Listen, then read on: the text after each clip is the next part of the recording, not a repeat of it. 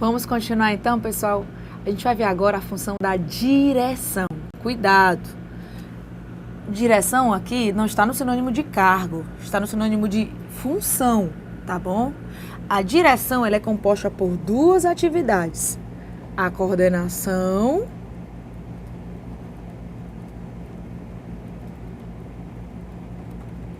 e a liderança,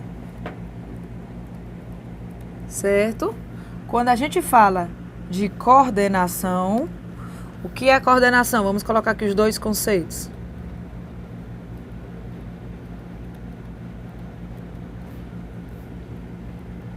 É o processo de ajustar o fluxo de trabalho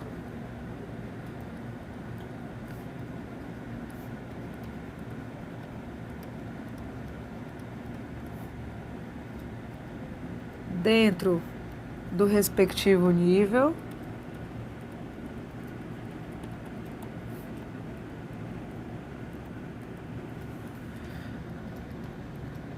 evitando a sobrecarga da chefia.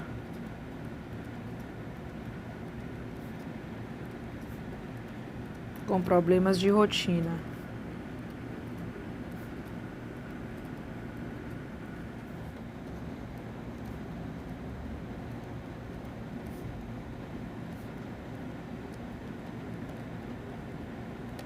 Olha só.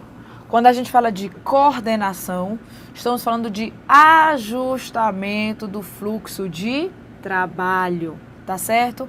A coordenação vai ajustar o trabalho. Por exemplo, que se você já fez curso presencial, você já viu que os horários mudam muito? Pois é.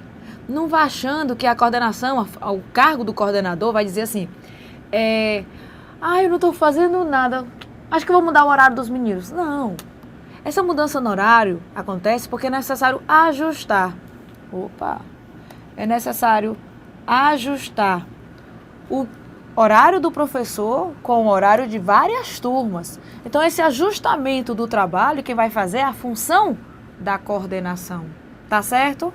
E liderança, que é outra função da direção. Liderança é a capacidade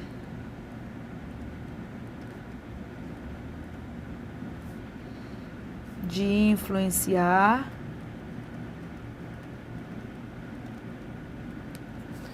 persuadir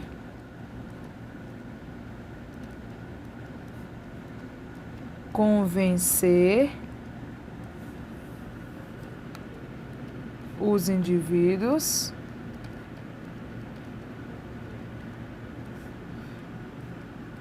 a executarem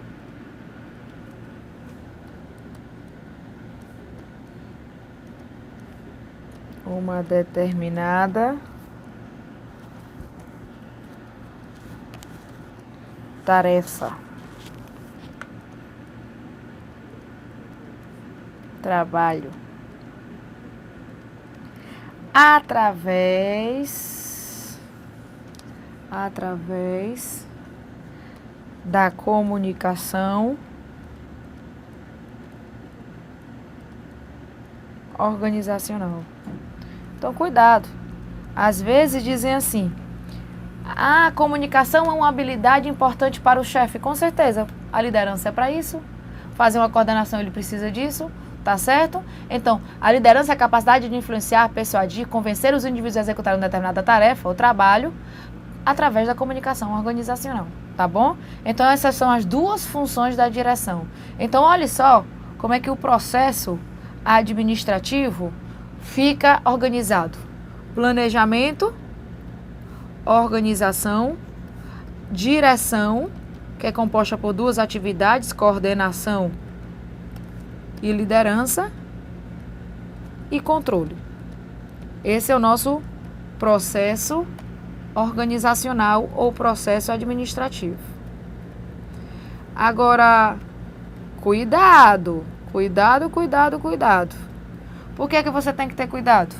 Por causa que você tem que ter cuidado com o que acontecia antes, o processo anteriormente, o processo antigo. O processo antigo, ele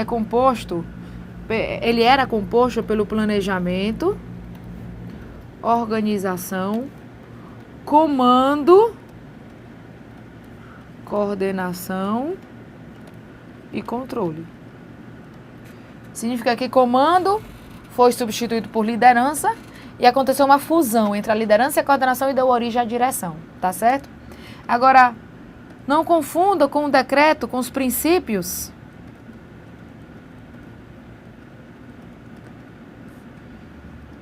do decreto número 200. Não confundam. Os princípios do decreto número 200 são compostos por planejamento, descentralização,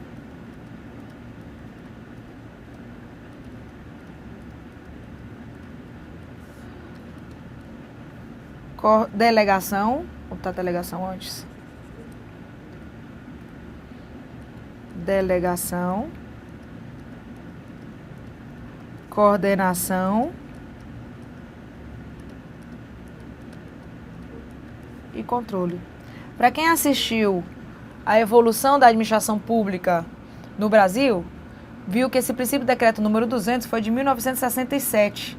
E ele institui 5 princípios: planejamento, descentralização, delegação, coordenação e controle. Isso para tentar desburocratizar a máquina pública. Ele deu mais autonomia para a administração indireta, tá certo? Então, não confundam. Processo organizacional de hoje: planejamento, organização, direção, que tem coordenação e liderança, e o controle. O processo organizacional antigo, processo administrativo antigo: planejamento, organização, comando, coordenação e controle. Princípios do decreto número 200: planejamento, descentralização, delegação, coordenação e controle. Então, cuidado, porque questãozinha em prova é muito comum misturarem isso aqui, tá certo? Então, ó, a função da direção é coordenar, que é o ajustamento do fluxo de trabalho, e liderar, que é influenciar, persuadir, convencer. Agora, vamos começar com os teóricos. Vamos ter 2 teóricos. Douglas MacGregor, por exemplo, ele estabelece a teoria X e a teoria Y. Ele afirma que o pessoal da teoria X é tudo de negativo, eles têm uma aversão ao trabalho, eles fogem das responsabilidades, é necessário um estilo de direção mais autoritário, mais impositivo. Porque se não tiver ninguém forçando eles a executar um trabalho, eles não fazem. Já o pessoal da teoria Y, para eles estão tudo de positivo, para eles é tão normal trabalhar, que é como dormir, é como respirar, é como comer, é como repousar, é algo bem natural.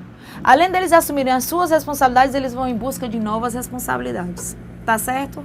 Agora, quando a gente fala de sistemas administrativos em relação ao processo de direção, devem ser analisadas 4 situações. Essa teoria de Douglas MacGregor, a gente vai aprofundar lá na frente, tá certo?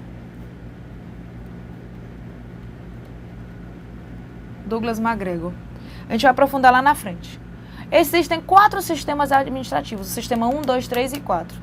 O autoritário coercitivo, o autoritário benevolente, o participativo e a gente vai ter o consultivo e participativo. Então, esses 4 a gente vai ter como sistemas administrativos. Agora, para poder analisar o sistema administrativo, a gente precisa analisar 4 características. O processo de decisão, se o processo de decisão está concentrado, centralizado na mão do chefe, ou se ele deu autonomia para que os funcionários tomassem uma decisão. Então, pode estar centralizado ou descentralizado. A gente tem que analisar o sistema de comunicação, se existe uma comunicação apenas de chefe para subordinado, uma comunicação descendente, ou se a gente tem uma comunicação participativa, uma comunicação circular, onde todo mundo tem liberdade para se comunicar com todo mundo. É necessário também analisar o relacionamento interpessoal, se o gerente permite o trabalho em equipe, permite que as pessoas tenham autonomia para se relacionarem adequadamente, ou se infelizmente o gerente ele não permite de jeito nenhum, obrigando, impondo que cada um trabalhe com o outro. Os funcionários não vão ter autonomia para decidir com quem eles vão trabalhar, tá certo? É necessário também analisar o sistema de punições e recompensas. Existem chefes que eles apenas aplicam a punição. É aquela velha história, se você fizer errado, Aí vem a punição, mas se você fizer correto, nada mais que a obrigação. Já tem outros chefes que garantem um equilíbrio entre a punição e a recompensa. Já tem outros chefes que só recompensam, usam a punição como a última estratégia. Tá certo? Então, para poder analisar esses 4 sistemas administrativos, eu tenho que analisar o processo de decisão, o relacionamento entre os indivíduos, eu tenho que analisar a comunicação e tenho que analisar o sistema de punição e recompensa. Tá certo? É aí onde vão surgir os 4 sistemas. O sistema 1, ele é caracterizado por ter o sistema autoritário coercitivo. O nome está dizendo, ele vai ser autoritário. Isso significa que o chefe, ele impõe as regras e regulamentos. Ele não vai consultar se essa regra é aplicada, se essa regra é adequada para o funcionário, simplesmente existe uma imposição. É um sistema fechado, é duro e arbitrário. Ele não vai tomar em consideração a participação dos funcionários, ele não vai tomar em consideração fatores externos, simplesmente as coisas acontecem do jeito que ele fala, ou ele quer que aconteçam do jeito que ele fala. Ele é centralizador, só ele toma a decisão. As decisões são monopolizadas, como eu já falei. Ele não permite a participação, então ele pede a liberdade. Ele tem uma desconfiança total dos funcionários, então ele não dá autonomia. Ele não permite que o funcionário tenha iniciativa e criatividade. Ele utiliza o que a gente chama de motivação negativa, apenas utiliza as punições. Ele não permite a participação, ele não tem recompensa, é a velha história. Se você fizer alguma coisa errada, aí ele pune. Se você fizer alguma coisa correta, nada mais que a sua obrigação. Então ele é o estilo autoritário coercitivo, ele usa a coerção para poder influenciar, tá certo? O medo, o pavor, a intimidação, tá bom? Então esse é o sistema 1, o autoritário coercitivo. O sistema 2, a gente vai chamar de autoritário benevolente. Ele ainda é autoritário, mas não tanto como o anterior. Ele já beneficia de alguma maneira o funcionário. Ele é menos coercitivo e fechado. Ele permite ocasionalmente a participação, quando ele pede, tá certo? Ele permite a delegação sujeita à confirmação, sujeita a que perguntem para ele como é que as decisões vão acontecer.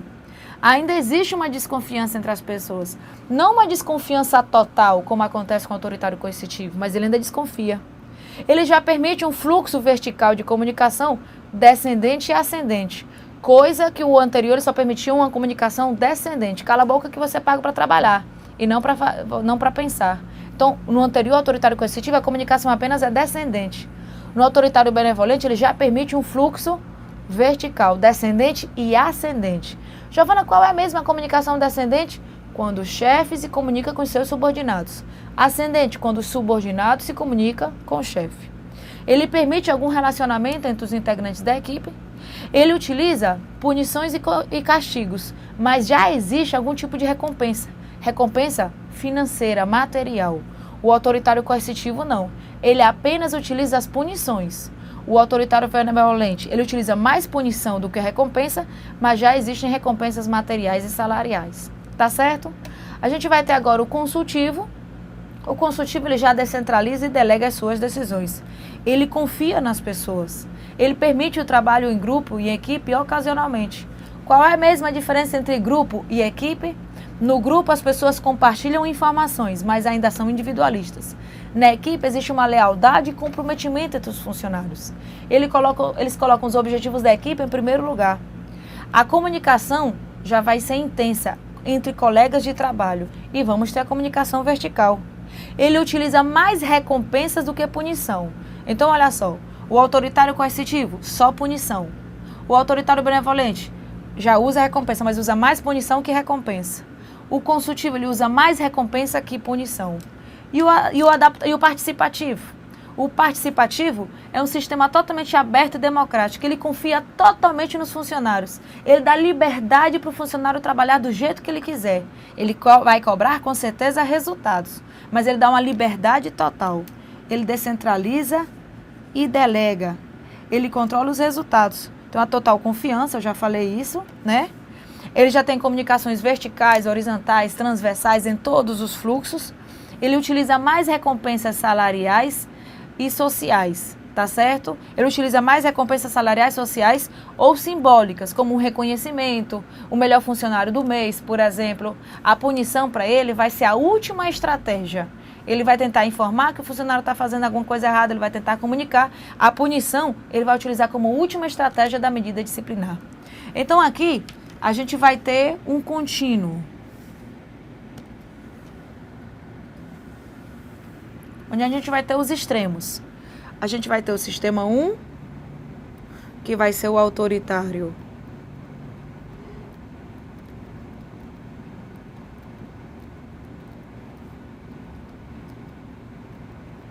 Coercitivo.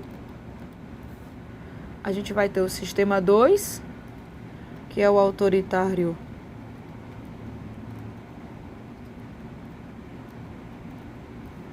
benevolente. Vamos ter o sistema 3, que é o consultivo. E o sistema 4, que é o participativo. Participativo. Particularmente, eu acho que você só precisa estudar muito o autoritário coercitivo e o participativo. O autoritário coercitivo, centralização total.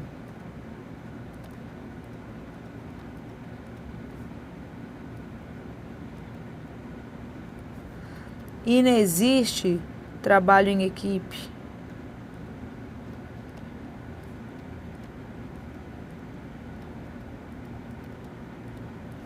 Inexiste a participação.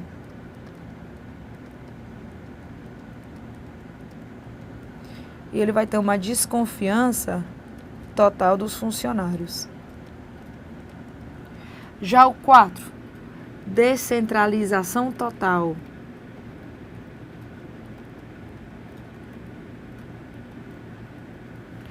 Ele vai, na verdade, delegar todas as funções. Comunicação intensa. Ele tem uma confiança nas pessoas. Ele vai cobrar os resultados. Se a pessoa fez o trabalho de manhã e tarde, de noite, ou como for, vai ter resultados. Vai ter uma liberdade maior. O autoritário benevolente, ele só não é tanto como o autoritário coercitivo, mas ele vai avançando. Aí o consultivo vai avançando um pouco mais. E o participativo é liberdade total. Então, na minha opinião, você só precisa avaliar os extremos. Tá certo? Muito bem. Aqui é apenas punições. No autoritário benevolente, ele tem mais punição do que recompensa, mas já tem recompensas principalmente salariais e materiais. No consultivo, ele tem mais recompensas do que punição, mas ainda tem punição. E no participativo, só tem recompensas.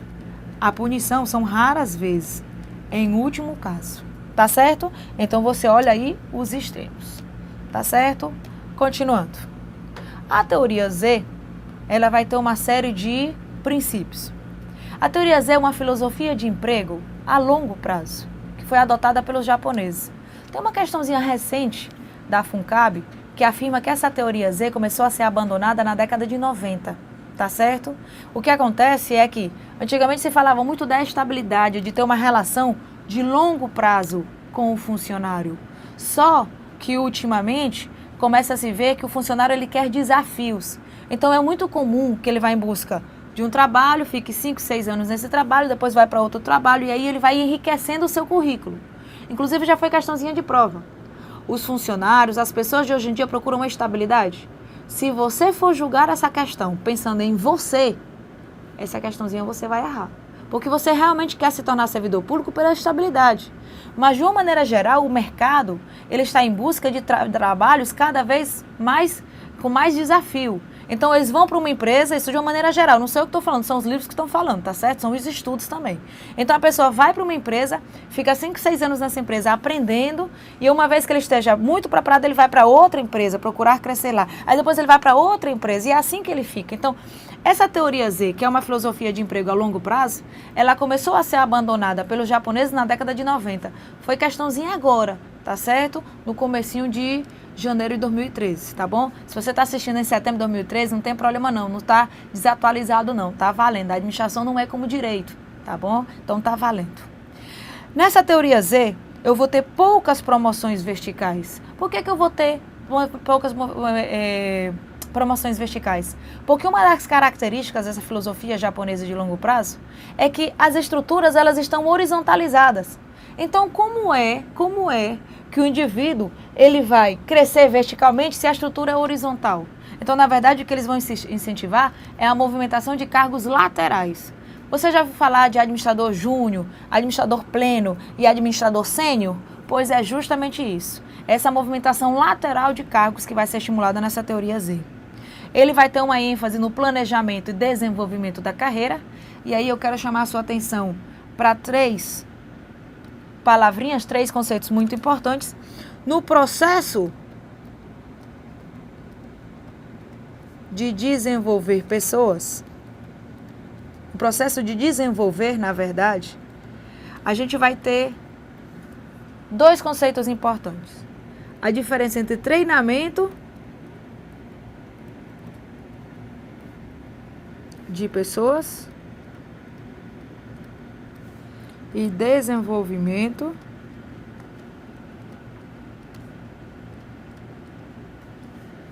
de pessoas.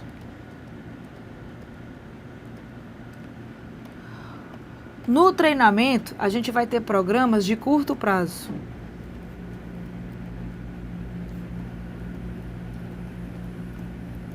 Prepara o indivíduo para exercer o cargo.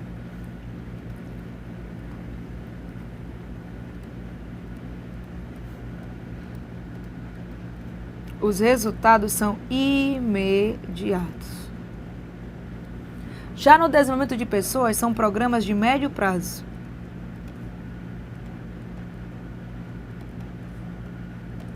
Prepara o indivíduo para a carreira. Os resultados são imediatos. Então, por exemplo, digamos que eu vou ser caixa de um supermercado. Eu tenho que aprender a usar aquele caixa, aquela máquina. Então, eu vou fazer um treinamento. Ele vai me preparar para exercer aquele cargo. Digamos que eu vou ser vendedora de uma loja. Aí eles precisam transmitir conhecimentos, informações sobre os produtos, os preços, as condições, mostrar como é que funcionam as instalações da empresa. Então, isso vai ser um treinamento. Ele vai preparar o indivíduo para o cargo. Esses programas são de curto prazo. Já o desenvolvimento de pessoas é uma graduação, é uma pós-graduação, é um curso técnico, é uma especialização. São programas de médio prazo que preparam o indivíduo para a carreira. Então, essa teoria Z, ele vai incentivar o desenvolvimento da carreira do indivíduo. Tá certo? Inclusive, nesta tipo de teoria, quando a gente tem funcionários que se aposentam, eles voltam a trabalhar na empresa como assessores depois da aposentadoria. Tá certo? Então, vai ser uma ênfase no planejamento do desenvolvimento da carreira do indivíduo, para que ele possa crescer profissionalmente. Existe uma grande participação e consenso de tomada de decisão. Em vez dos objetivos serem impostos para os funcionários participam do estabelecimento desses objetivos e vamos ter um envolvimento, uma participação. A gente vai ter uma gestão participativa, na verdade, já que o funcionário é um grande conhecedor de teorias, de conceitos, de habilidades, de atitudes. Então, ele é um grande conhecedor da experiência da empresa. Então, ele vai ser tomado em consideração. Tá certo? Essa é a filosofia da teoria Z. Não ache que a teoria Z é o complemento da X e Y. A X e Y é de Douglas MacGregor. Só analisa, aliás, os extremos do tipo de direção, extremos de tipo de pessoas. A teoria Z é uma filosofia japonesa de uma relação de longo prazo com o funcionário. Tá certo? Muito bem. Agora, o que é um trabalho em equipe? Um trabalho em equipe é quando a gente vai ter lealdade e comprometimento dentro da empresa. Esse trabalho em equipe, ele vai buscar um bom resultado, porque se sabe muito bem que a sinergia do trabalho em equipe tem resultados superiores ao somatório do trabalho individual, tá certo? Essas equipes são sinônimos de lealdade e comprometimento. Existem, às vezes, empresas que cada um trabalha individualmente, mas hoje em dia sabe-se muito bem que uma das habilidades, uma das competências interpessoais é conseguir trabalhar em equipe, é conseguir ter uma relação de comprometimento. Às vezes, quando as pessoas são individualistas, a primeira coisa que fazem é de qualquer maneira, esse problema se acontecer não tem nada a ver comigo, esse problema do fulano de tal. Então, o trabalho em equipe, ele é necessário. É como se você pegasse um time de futebol. Um time de futebol, ele vai ter 11 pessoas que vão procurar adotar estratégias, vão passar, vão procurar ajudar ao outro, apoiar, para que o resultado seja satisfatório. Se não tiver esse trabalho, se for cada um por si, se for cada um individualista, não vão conseguir ter um bom resultado. Então foi questãozinha do Denox, foi questãozinha da FCC. A sinergia do trabalho em equipe tem resultados bem superiores que o somatório do trabalho individual. A sinergia do trabalho em equipe tem resultados bem superiores que o somatório do trabalho individual. Tá certo? É como se fosse assim. Eu tenho várias pessoas. Opa, não vou pintar de azul, vou fazer de preto de novo. Digamos que eu tenho aqui 2 empresas. Aqui, cada um trabalha individualmente.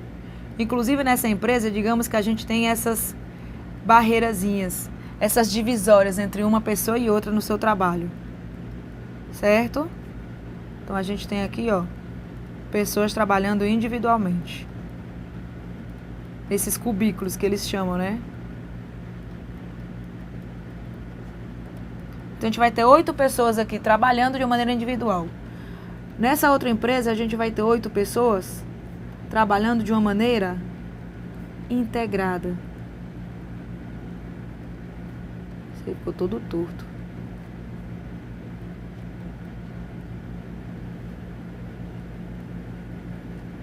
3, 6, 7, 8. Nessa daqui as pessoas estão trabalhando de uma maneira individualista, aqui não. Pois a gente pode chegar à conclusão que o resultado desse aqui, eu estou apontando com o dedo, o resultado desse aqui vai ser superior do que esse daqui. Então, a sinergia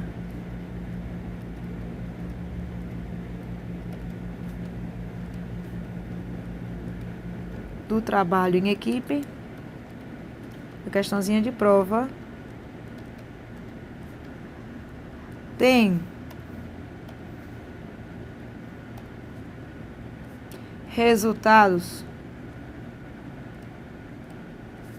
superiores do que o trabalho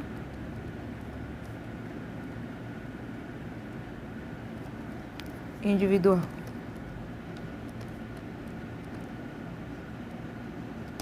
Tá certo? Muito bem. Então essa questãozinha aqui, ó, então esse assuntozinho aqui a gente vai começar mais aprofundado na próxima aula, tá certo? Um abração a todos.